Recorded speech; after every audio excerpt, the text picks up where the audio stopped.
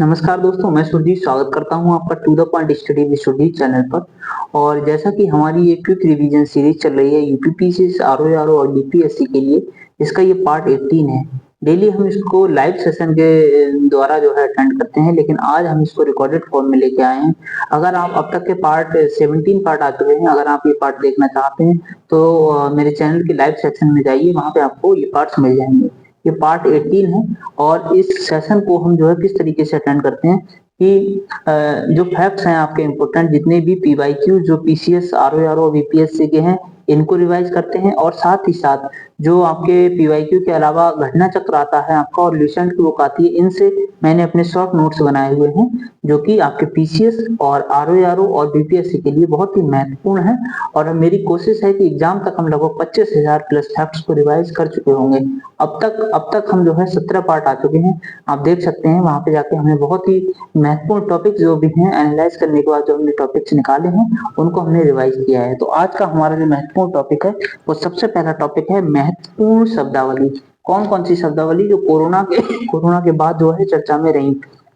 पहली है एंडेमिक। ठीक है, तो एंडेमिक क्या होती है हम देखेंगे। एंडेमिक, एपिडेमिक और पैंडेमिक। ठीक है, तो मेरी कोशिश ये है कि ये सेशन में जो जितने भी फैक्ट हैं मैं रिवाइज यहीं के यहीं करूं और याद भी यहीं के यहीं आपको करा दूं।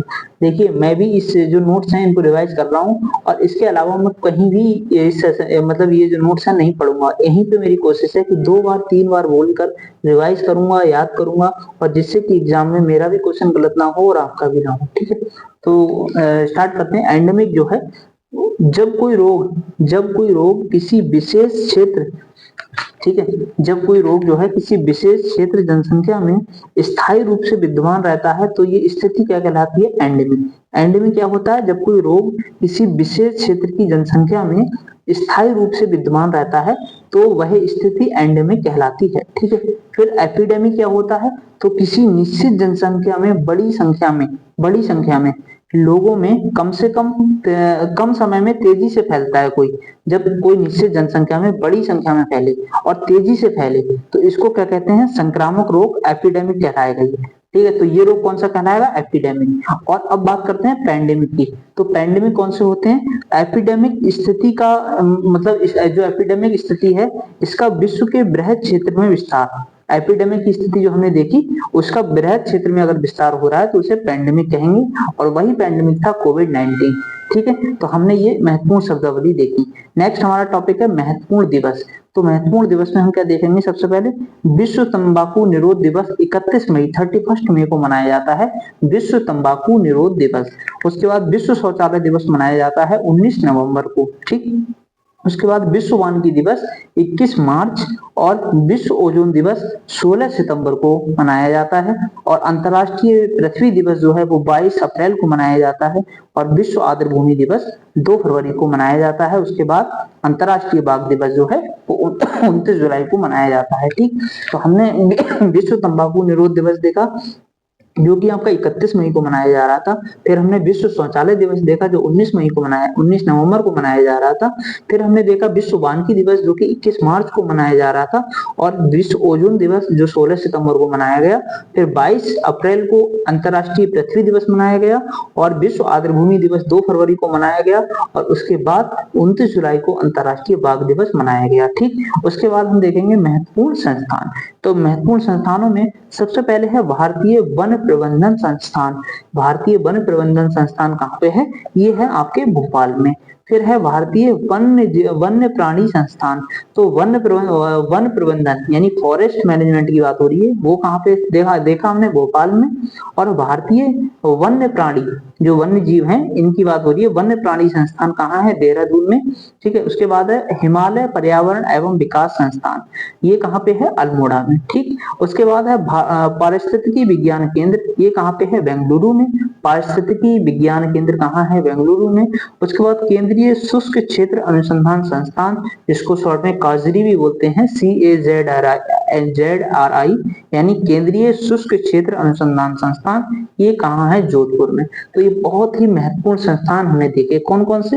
भारतीय वन प्रबंधन संस्थान भोपाल में, भारतीय वन्य जीव या वन्य प्राणी संस्थान देहरादून में, उसके बाद हिमालय पर्यावरण एवं विकास संस्थान अल्मोड़ा में देखा हमने, फिर हमने देखा पारिस्थितिकी विज्ञान केंद्र हमने बेंगलुरु में देखा, और केंद्रीय शुष्क क्षेत्र अनुसंधान संस्थान यानी जिसको काजरी बोलते हैं वो हमने देखा जोधपुर में। ठीक है, तो ये बहुत ही महत्वपूर्ण टॉपिक हमने अब तक महत्वपूर्ण शब्दावलियां, महत्वपूर्ण दिवस, महत्वपूर्ण संस्थान देखे। उसके बाद हम देखेंगे प्रदूषक और उससे प्रभावित अंग, तो वो कौन कौन से अंग हैं और कौन कौन से प्रदूषक हैं। तो जो एस्बेस्टस धूल होती है वो फेफड़ों को प्रभावित करती है। जो एस्बेस्टस धूल है वो फेफड़ों को प्रभावित करती है। ये हमारे साइंस का टॉपिक है और यूपीपीसी, आरओ, बीपीएससी में सब लगभग हर बार ये एग्जाम में देखने को मिल सकता है ये क्वेश्चन कि जो एस्बेस्टस धूल है ये हमारे फेफड़ों को प्रभावित करती है। शीशा जो है वो केंद्रीय नर्वस सिस्टम को, हमारे नर्वस सिस्टम यानी हमारे तंत्र को जो है प्रभावित करता है। उसके बाद जो कार्बन मोनोऑक्साइड है ये हमारी रक्त धाराओं को प्रभावित करती है, और जो पारा है वो हमारे उदर यानी पेट को प्रभावित करता है, और जो फ्लोराइड है वो हमारे दांतों को प्रभावित करती है। ठीक है, फ्लोराइड। तो समझ गए आप, एस्बेस्टस धूल फेफड़ों को। देखिए आप इस सेशन को एक रिवीजन सेशन के तौर पे, एक ऑडियो लेक्चर के तौर पे ले सकते हैं। ठीक है, तो मैं भी आपके साथ ही रिवाइज कर रहा हूँ, मुझे भी यूपीपीसीएस, आरओ, बीपीएससी देने हैं। ठीक, तो इसीलिए जो है इन फैक्ट्स का बहुत ही इंपोर्टेंस हमें तब समझ आएगा जब एग्जाम में हमारे सामने क्वेश्चन होगा और वो हमें कंफ्यूज कर रहा होगा। तो अगर आप रिवाइज किए होंगे तो आप क्वेश्चन में नहीं फंसेंगे। ठीक है, तो हमने देखा एस्बेस्टस धूल जो कि फेफड़ों को प्रभावित कर रही है, शीशा हमारे केंद्रीय नर्वस सिस्टम को प्रभावित कर रहा है, और कार्बन मोनोऑक्साइड रक्त धाराओं को प्रभावित कर रही है हमारी, और पारा हमारे उदर को यानी पेट को प्रभावित कर रहा है, और जो फ्लोराइड है वो हमारे दांतों को प्रभावित करता है। ठीक, समझ गए। उसके बाद हम देखेंगे नवीकरणीय या गैर पारंपरिक ऊर्जा संसाधन। जो नवीकरणीय ऊर्जा संसाधन है या जो गैर परंपरागत ऊर्जा संसाधन है इनको देखते हैं। तो देखिए सबसे पहला है सौर ऊर्जा, सौर ऊर्जा के बाद है पवन ऊर्जा, फिर है विद्युत ऊर्जा, मतलब या जल विद्युत कह लो, जल विद्युत। तो सौर ऊर्जा, उसके बाद पवन ऊर्जा, फिर जल विद्युत, उसके बाद बायोगैस, फिर है देखो बायोगैस, ध्यान रखो नवीकरणीय में आता है बायोगैस, उसके बाद है भूतापीय ऊर्जा, उसके बाद है कचरे से उत्पादित ऊर्जा और ज्वारीय ऊर्जा उसके बाद। ठीक, तो ये जो सौर ऊर्जा है, पवन ऊर्जा है, जल विद्युत है, बायोगैस है, भूतापीय है, कचरे से उत्पादित ऊर्जा है और ज्वारीय ऊर्जा है, ये सभी जो है नवीकरणीय ऊर्जा है, रिन्यूएबल एनर्जी है।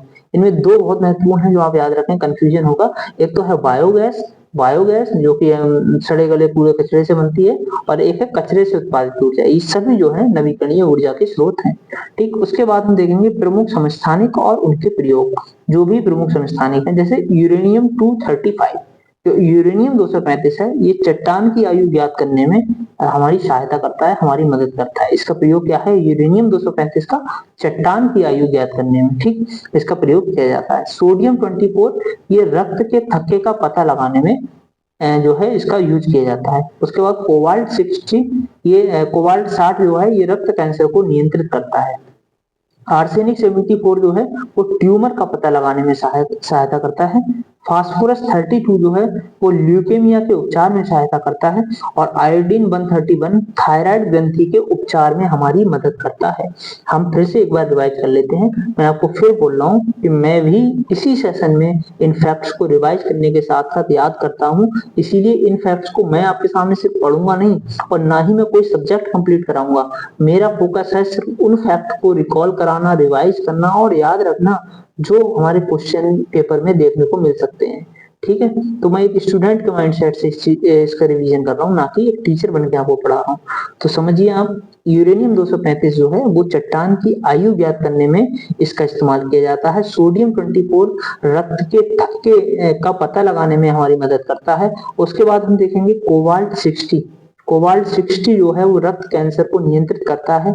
उसके बाद आर्सेनिक 74 ट्यूमर का पता लगाने में हमारी मदद करता है। फास्फोरस 32 ल्यूकेमिया के उपचार में हमारी मदद करता है, और आयोडीन 131 थायराइड ग्रंथियों के उपचार में हमारी मदद करता है। ठीक, उसके बाद हम देखते हैं महत्वपूर्ण प्राकृतिक अम्ल।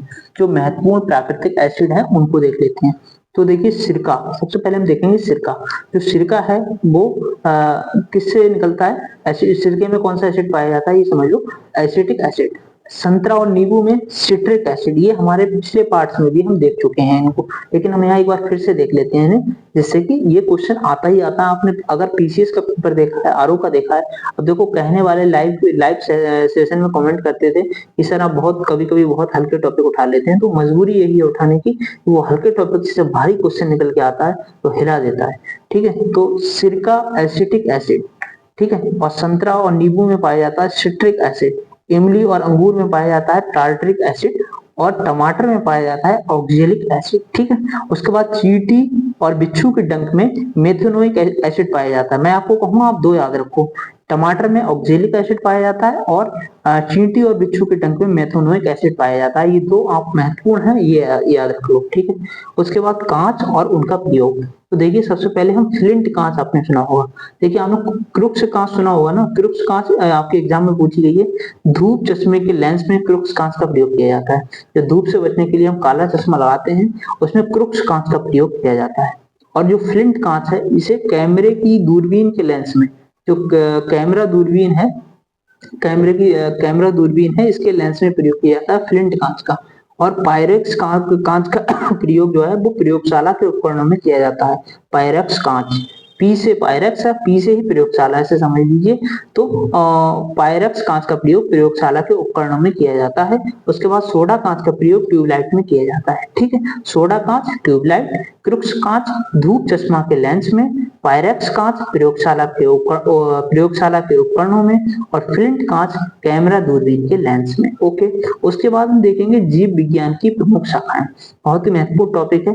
सबसे पहला हम देखेंगे हॉर्टिकल्चर। तो दोस्तों हॉर्टिकल्चर जो है ये क्या है, उद्यान विज्ञान। ठीक है, हॉर्टिकल्चर के अंतर्गत हम किसका अध्ययन करते हैं, उद्यानों का। और जो फ्लोरिकल्चर है इसमें फूलों की खेती का अध्ययन हम करते हैं। उसके बाद जो पोमोलॉजी है इसमें फलों का अध्ययन हम करते हैं पोमोलॉजी में। और जो एंथोलॉजी है इसमें पुष्पों का अध्ययन करते हैं। सेरीकल्चर जो है रेशम कीट पालन में हमारी मतलब अध्ययन करते हैं हम सेरीकल्चर में। एपीकल्चर में हम मधुमक्खी पालन का अध्ययन करते हैं। एंटोमोलॉजी में हम कीटों का अध्ययन करते हैं। और जो ऑर्निथोलॉजी है इसमें पक्षियों का अध्ययन हम करते हैं। ठीक है, ऑर्निथोलॉजी में। तो एक बार फिर से समझ लीजिए, हॉर्टिकल्चर में उद्यान का हम अध्ययन करते हैं, उद्यान विज्ञान को समझते हैं। फ्लोरिकल्चर में फूलों की खेती का अध्ययन करते हैं। पोमोलॉजी में फलों का अध्ययन करते हैं। और एंथोलॉजी में पुष्पों का अध्ययन करते हैं। सेरीकल्चर में रेशम कीट पालन का अध्ययन करते हैं। एपीकल्चर में मधुमक्खी पालन का अध्ययन करते हैं। और एंटोमोलॉजी में कीटों का अध्ययन करते हैं, और एंटोमोलॉजी इंपॉर्टेंट है। और ऑर्निथोलॉजी में पक्षियों का अध्ययन करते हैं, ये भी इंपॉर्टेंट है। ठीक है, मैं बताता चलूंगा जो जो इंपॉर्टेंट है। बाकी आप नेक्स्ट टॉपिक समझिए, विटामिन और उनकी कमी से होने वाले रोग। ठीक है, ये वीडियो अपलोड करने के बाद आप लाइव सेशन में भी मेरे साथ जुड़ सकते हैं। मैंने सोचा कि एक रिकॉर्डेड सेशन आपके लिए लेके आता हूँ, उसके बाद लाइव सेशन में हम पार्ट 19 हमारा लाइव सेशन में आएगा। ठीक है, तो विटामिन और उनकी कमी से होने वाले रोग हम देखेंगे। तो विटामिन ए जो है जिसको रेटिनॉल कहते हैं, इसकी कमी से कौन सा रोग होता है, तो रोग होता है रतौंधी। ठीक, ओके, रतौंधी। विटामिन सी जिसको एस्कॉर्बिक एसिड कहते हैं, इसकी कमी से होता है स्कर्वी रोग। ओके, उसके बाद हम देखते हैं विटामिन डी जो कैल्सिफेरॉल जिसको कहते हैं, इसकी कमी से रोग होता है रिकेटस, जिससे बच्चों में ऑस्टियोमलासिया जिसे कहते हैं, ऑस्टियोमलासिया जो है ये समझ लीजिए, रिकेटस जो होता है बच्चों में होता है। और दूसरी हड्डियों से संबंधित रोग जिसको ऑस्टियोमलासिया कहते हैं, ये वयस्कों में होता है। तो विटामिन डी की कमी से, यानी कैल्सिफेरॉल जिसे कहते हैं, इसकी कमी से बच्चों में रिकेटस रोग होता है, और वयस्कों में जो 18 प्लस एज वाले हैं उनमें ऑस्टियोमलासिया रोग हो जाता है। ठीक है, दोनों ही विटामिन डी की कमी से होते हैं। विटामिन ई को रासायनिक नाम, विटामिन ई का जो रासायनिक नाम है वो है टोकोफेरॉल। इसकी कमी से क्या होता है, जनन शक्ति का कम होना। ठीक है, उसके बाद विटामिन के जो है इसको कहते हैं फाइलोक्विनोन। फाइलोक्विनोन इसकी कमी से क्या होता है, रक्त का थक्का न बनना। तो विटामिन के की कमी से रक्त का थक्का नहीं बनता है और रक्त जो है अनियंत्रित होकर फ्लो होता रहता है। ठीक है, उसके बाद हम नेक्स्ट टॉपिक देखते हैं, प्रमुख फसल व उपयुक्त जलवायु। तो हमने अब तक कितने टॉपिक देखे? सबसे पहले हमने देखा प्रदूषक और उससे प्रभावित अंग। ठीक है, हमने देखा प्रदूषण नहीं, सबसे पहले हमने ये महत्वपूर्ण शब्दावलियां देखी थी, फिर महत्वपूर्ण दिवस देखे हमने, उसके बाद हमने देखे महत्वपूर्ण संस्थान और प्रदूषक और उससे प्रभावित अंग हमने देखे। उसके बाद नवीकरणीय और जो ऊर्जा संसाधन होते हैं उनको हमने देखा, फिर हमने प्रमुख समस्थानिक और उनके प्रयोग देखे, फिर हमने महत्वपूर्ण प्राकृतिक एसिड देखे और कांच और उनके प्रयोग हमने फिर टॉपिक देखा और जीव विज्ञान की प्रमुख शाखाएं हमने देखी। उसके बाद हमने विटामिन और उनकी कमी से होने वाले रोग भी देख लिए। उसके बाद अब हम देखेंगे प्रमुख फसल व उपयुक्त जलवायु, कौन सी फसल के लिए कौन सी जलवायु उपयुक्त है, इसको हम समझेंगे। आप देख रहे हैं सारे के सारे टॉपिक्स बहुत ही महत्वपूर्ण हैं और हम मात्र 2-2 मिनट में इनको सभी टॉपिक्स को रिवाइज कर ले रहे हैं। ठीक है, तो यही है क्विक रिवीजन सीरीज हमारी। यकीनन आपको अगर इस सीरीज को फॉलो करेंगे तो आपको डेफिनेटली, मैं चैलेंज के साथ कह रहा हूँ, 50 to 60 लगभग 50 क्वेश्चन को मान के चलिए आपके आरओ में भी और यूपीपीसीएस में भी यहाँ से मिलेंगे। रिवाइज करेंगे तो आपको रिकॉल होगा कि हाँ पढ़ा है मैंने और मुझे याद है। ठीक है, नेक्स्ट है हमारा चावल। चावल जो है उष्ण और आर्द्र जलवायु वाले क्षेत्रों में होता है। चावल कहाँ होता है? आष्ण और जो आर्द्र जलवायु है, उष्ण और आर्द्र जलवायु है, वहां पे चावल होता है। गेहूं जो है वो थोड़ा इसको लिए सर्दी चाहिए होती है, तो उपोष्ण और शीतोष्ण जलवायु में गेहूं होता है। ज्वार जो है वो शुष्क जलवायु में होता है और जो कपास है वो अर्ध शुष्क जलवायु में होता है। ठीक है, समझ गए आप? चावल उष्ण और आर्द्र जलवायु में होता है। जो गेहूं है, गेहूं उपोष्ण और शीतोष्ण जलवायु में होता है और जो ज्वार है वो शुष्क जलवायु में होता है और जो कपास है वो आपकी अर्ध शुष्क जलवायु में होती है। ठीक है, उसके बाद हम समझेंगे पाकिस्तान के शहरों का उत्तर से दक्षिण क्रम। क्वेश्चन एक आध बार पूछा गया है और मुझे लगता है कि पूछा जा सकता है। उत्तर से दक्षिण की ओर अगर आप क्रम समझेंगे पाकिस्तान के शहरों का, तो सबसे उत्तर में जो इसकी है राजधानी इस्लामाबाद, फिर है लाहौर, फिर है मुल्तान और उसके बाद है कराची। ठीक है, समझ रहे हैं? इस्लामाबाद, उसके बाद लाहौर, फिर मुल्तान और सबसे नीचे आया कराची। समझ गए? उसके बाद हम नेक्स्ट टॉपिक अपना देखेंगे जो कि बहुत ही ज्यादा इंपॉर्टेंट है, वो है संवैधानिक विकास के अधिनियम, जिसमें पहला है 1773 का अधिनियम, दूसरा है 1784 का पिट्स इंडिया एक्ट, जिसको एक्ट ऑफ सेटलमेंट के नाम से हम जानते हैं, फिर है 1793 का चार्टर एक्ट, उसके बाद है 1813 का चार्टर एक्ट, फिर है 1833 का चार्टर अधिनियम, उसके बाद है 1853 का चार्टर एक्ट, फिर हम देखेंगे 1858 का भारत शासन अधिनियम, फिर हम देखेंगे 1861 का भारत परिषद अधिनियम, फिर 1892 का भारत परिषद अधिनियम, 1909 का भारत परिषद अधिनियम जिसको मॉडल विंडो सुधार के नाम से जानते हैं, फिर हम समझेंगे 1919 का भारत शासन अधिनियम जिसको मॉन्टेग्यू चेम्सफोर्ड के नाम से हम जानते हैं, फिर हम भारत शासन अधिनियम 1935 को समझेंगे। बहुत ही शानदार तरीके से हम इस सेशन को रिवाइज करेंगे और सारे फैक्ट्स, हमारी कोशिश रहेगी, हम रिवाइज कर रहे हैं यार, हम कोई सब्जेक्ट पढ़ नहीं रहे हैं। मेरी उम्मीद है कि आप ये सारे टॉपिक्स पढ़ चुके हैं, अब आप याद करने आए हैं यहाँ पे। ठीक है, याद कर रहे हैं और आप जस्ट अगर इसको ईयरफोन लगा के भी रिकॉर्डेड मोड पे ऐसे सुन रहे हैं, ऑडियो मोड पे, तो भी आपको ये पूरा इसको अच्छे से याद हो जाएगा आपको। ठीक है, तो देखिए 1773 का जो रेगुलेटिंग एक्ट है, पहले इसको समझ लेते हैं। ये हम देख रहे हैं संवैधानिक विकास के अधिनियम। तो सबसे पहले हम 1773 का रेगुलेटिंग एक्ट को समझेंगे।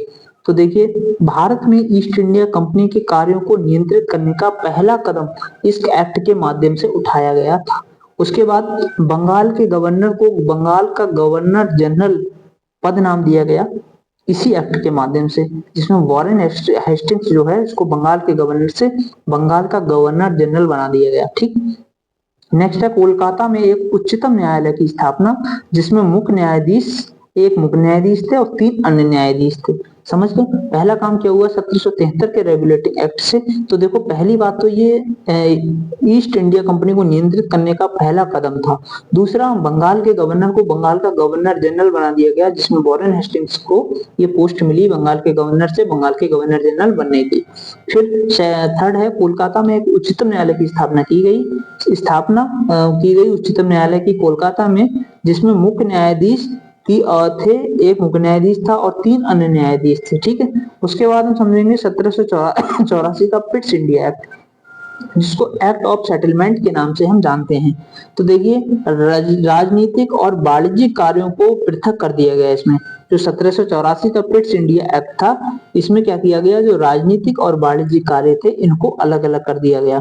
फिर नियंत्रण बोर्ड नाम से एक निकाय का गठन किया गया, यानी बोर्ड ऑफ कंट्रोल के नाम से एक यूनिट बनाई गई, या एक कह लो आयोग बनाया गया नियंत्रण बोर्ड के नाम से, कंट्रोल मतलब बोर्ड ऑफ कंट्रोल के नाम से। ठीक, उसके बाद ब्रिटिश सरकार को भारत में कंपनी के कार्य और प्रशासन पर पूर्ण नियंत्रण प्रदान किया गया।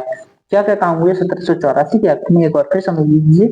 राजनीतिक और वाणिज्यिक कार्यों को पृथक कर दिया गया। ठीक, उसके बाद नियंत्रण बोर्ड नाम से एक निकाय का गठन किया गया था, यानी बोर्ड ऑफ कंट्रोल के नाम से। उसके बाद ब्रिटिश सरकार को भारत में कंपनी के कार्यों और प्रशासन पर पूरा जो है पूर्ण नियंत्रण दिया गया। ठीक, उसके बाद हम देखेंगे 1793 का चार्टर एक्ट। तो 1793 के चार्टर एक्ट में क्या था, भारत में व्यापार के लिए एकाधिकार को अगले 20 साल की अवधि के लिए बढ़ा दिया गया। भारत में व्यापार करने का जो एकाधिकार है ईस्ट इंडिया कंपनी का, इसको अगले 20 साल के लिए बढ़ा दिया गया।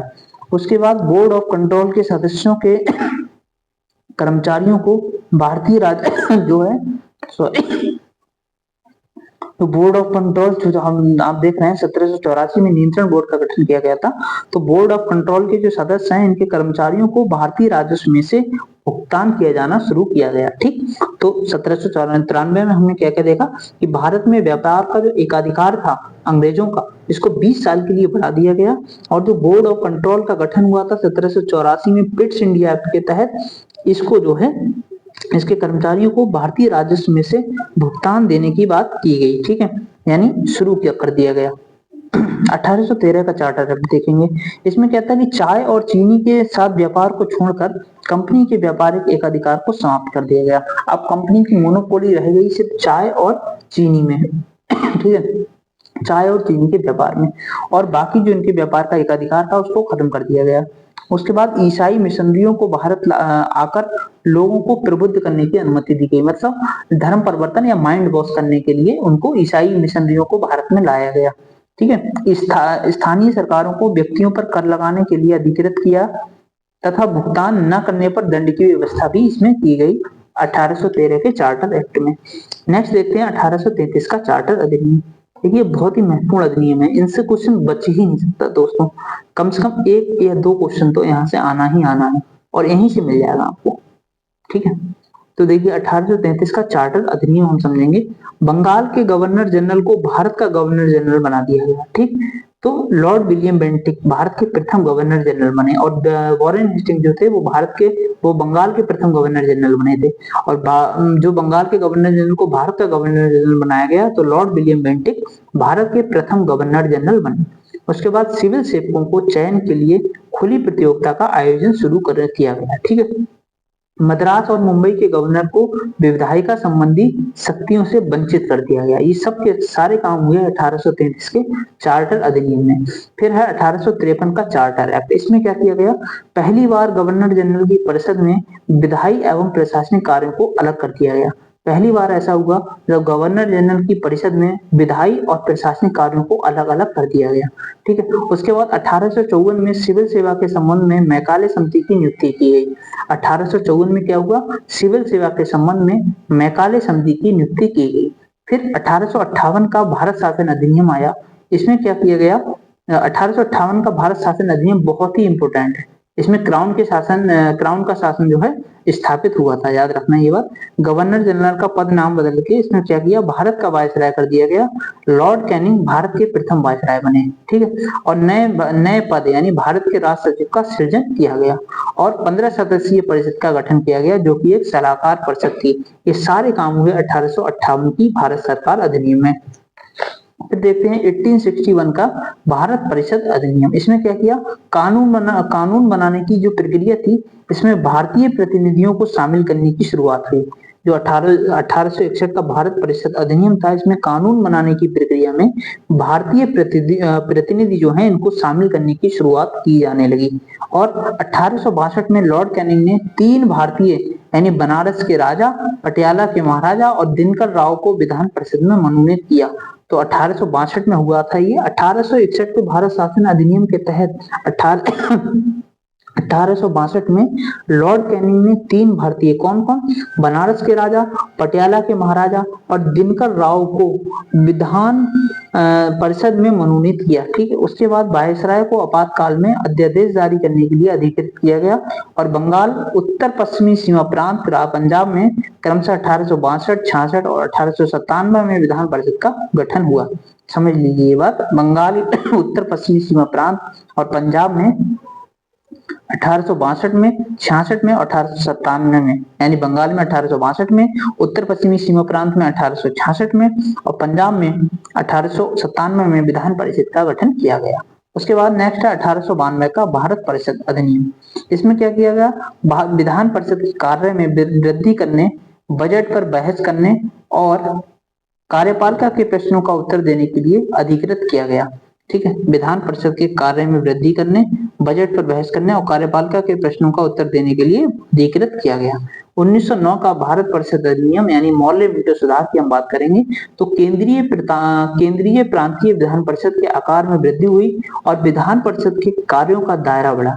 क्या हुआ, जो केंद्रीय प्रांतीय विधान परिषद था इसके आकार में वृद्धि होती है और परिषद के कार्यों का जो दायरा है वो भी बढ़ा दिया जाता है। अनुपूरक प्रश्न पूछना अलाउड कर दिया जाता है, बजट पर संकल्प रखना, ये सब जो है केंद्रीय प्रांतीय विधान परिषद को छूट दे दी जाती है। मुसलमानों के लिए सांप्रदायिक प्रतिनिधित्व का प्रावधान आया। तो सांप्रदायिक प्रतिनिधित्व कहां से आया है, मौर्य मिंटो सुधार 1909 से। फिर नेक्स्ट है भारत शासन अधिनियम 1909, मॉन्टेग्यू चेम्सफोर्ड सुधार के नाम से जिसे हम जानते हैं। इसमें क्या किया गया, केंद्रीय प्रांतीय विधान परिषदों को अपनी सूचियों के विषयों पर विधान बनाने का अधिकार प्रदान किया गया था और विषयों को पुनः दो भागों में बांटा गया, हस्तांतरित और आरक्षित विषय, यानी प्रांतों में द्वैत शासन लागू कर दिया गया। शासन की दोहरी व्यवस्था और प्रत्यक्ष निर्वाचन की व्यवस्था प्रारंभ हुई। अब 1926 में सिविल सेवकों की भर्ती के लिए केंद्रीय लोक सेवा आयोग का गठन किया गया। केंद्रीय बजट को राज्यों के बजट से अलग कर दिया गया। याद रखना ये दोनों ही महत्वपूर्ण है कि 1926 में सिविल सेवकों की भर्ती के लिए केंद्रीय लोक सेवा आयोग का गठन किया गया और उसके बाद जो है केंद्रीय बजट को राज्य के बजट से अलग कर दिया गया। ठीक है। उसके बाद है भारत शासन अधिनियम 1935।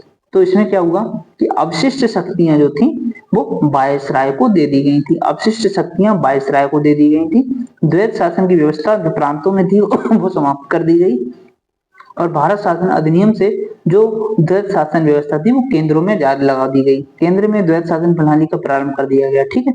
1858 के द्वारा स्थापित भारत परिषद को समाप्त कर दिया गया। संघीय लोक सेवा आयोग की स्थापना के साथ प्रांतीय लोक सेवा आयोग और 2 या 2 से अधिक राज्यों के लिए संयुक्त सेवा आयोग की स्थापना भी की गई। उसके बाद 1937 में संघीय न्यायालय की स्थापना की गई भारत शासन अधिनियम 1935 के द्वारा। तो ये हमने बहुत ही महत्वपूर्ण जो संवैधानिक विकास के अधिनियम थे, जिसमें 1773 का रेगुलेटिंग एक्ट हमने देखा, 1784 का पिट्स इंडिया एक्ट हमने देखा जिसको एक्ट ऑफ सेटलमेंट के नाम से भी जानते हैं। फिर हमने 1793 का चार्टर एक्ट देखा, फिर हमने 1813 का चार्टर एक्ट देखा, 1833 का हमने चार्टर अधिनियम देखा, 1853 का हमने चार्टर अधिनियम देखा, 1858 का भारत शासन अधिनियम हमने देखा, 1861 का हमने भारत परिषद अधिनियम देखा और 1892 का हमने भारत परिषद अधिनियम देखा। फिर 1909, 1919 और 1935 के भारत शासन अधिनियम देखे। तो ये हमने बहुत ही महत्वपूर्ण टॉपिक को खत्म किया यहाँ पे।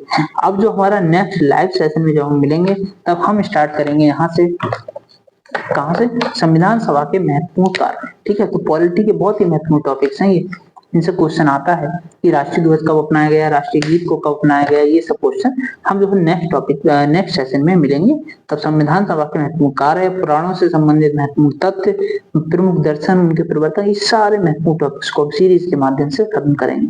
मिलते हैं नेक्स्ट वीडियो में। वीडियो आपको अच्छी लगे तो दोस्तों वीडियो को जरूर लाइक करें और रिवीजन आपका इसी तरह चलता रहेगा। चैनल को सब्सक्राइब करें और अपने दोस्तों में इसको जरूर शेयर करें। मिलते हैं लाइव नेक्स्ट वीडियो में। बाय बाय, टेक केयर, धन्यवाद।